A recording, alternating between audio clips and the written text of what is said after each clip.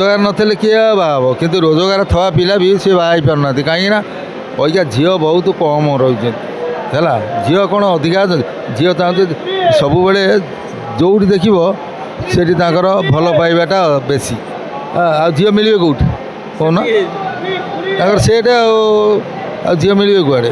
ମୁଁ ପୁରା ଆମର ସେ ଭଣଜା ପାଇଁ ବୁଝିଲେଣି ଚାରିଆଡ଼େ କିନ୍ତୁ ମାନେ ଭଲ ତା'ର ଷ୍ଟାଣ୍ଡାର୍ଡ଼ ସିଏ ହେଉଛି ଲେକ୍ଚର କିନ୍ତୁ ଝିଅ ମିଳୁନାହାନ୍ତି। କାହିଁକି ମିଳୁନାହାନ୍ତି? ମାନେ ସେମିତି ଇଏରେ ପାଠପଢ଼ା ନାହିଁ ସିଏ ମାନେ ବିଏ ପାସ୍ କରିକି ଅଇକା MA ଇଏ ହେଉଛି ଆଉ ସିଏ ତା'ର ପାଠପଢ଼ା ନାହିଁ ସେ ଲେକ୍ଚର ଥିଲା ପରା।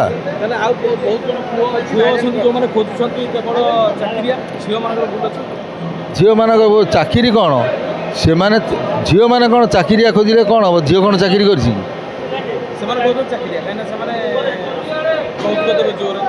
ଯୌତୁକ ଦରକାର ନାହିଁ ମୋ ଝିଅ ଚାକିରିଆ ମାନେ ଚାକିରି କ'ଣ କେଉଁ ପିଲା ଚାକିରି ନ କରିଛି ମୋତେ କହିଲ? ସବୁ ପିଲା କମ୍ପାନୀ ହେଉ କି ଯେଉଁଠି ହେଉ ଚାକିରି କରିଛନ୍ତି। ଚାକିରି କରୁନାହାନ୍ତି? ସମସ୍ତେ ଚାକିରି କରିଛନ୍ତି କିନ୍ତୁ ମେନ୍ ହେଉଛି ତାଙ୍କ ଝିଅମାନଙ୍କର ଇଏ ନାହିଁ।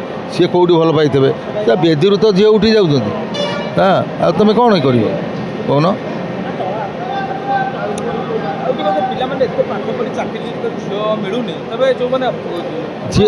ଶୁଣନ୍ତୁ ଝିଅ ବହୁତ କମ୍ ବର୍ତ୍ତମାନ ତାପରେ ଭଲ ପାଇକି ଝିଅମାନେ ଚାକିରି କରୁଛନ୍ତି ସିଏ ଆଉ ପଚାରୁନାହାନ୍ତି।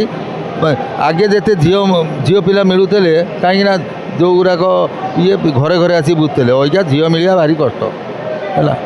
ଝିଅ ମିଳିବା ଭାରି କଷ୍ଟ ହେଉଛି। କିଛି ନାହିଁ ହଉ କିଛି ନାହିଁ ଇଏ ହେଲେ ସେ ଯେଉଁଠି ଭଲ ପାଇବା ଭାବେ ଆଉ କ'ଣ କରିବ? ହଁ ମିଳୁନାହାନ୍ତି। 40 ବର୍ଷ କାହିଁ 40 ବର୍ଷ କ'ଣ ଅଧିକା ହେଇଗଲା ନା କ'ଣ? ସବୁ ଶୁଣ କରଣ ଘର ମାନେ ବ୍ରାହ୍ମଣ ଘର ଇଏ 40 ପରେ ବି ବାହା ହେଉଛନ୍ତି। ଆଉ କ'ଣ କରିବ? ଝିଅ ସଂଖ୍ୟା ବହୁତ କମିଗଲେଣି। ଝିଅ ସଂଖ୍ୟା କମିଗଲେ ଆଉ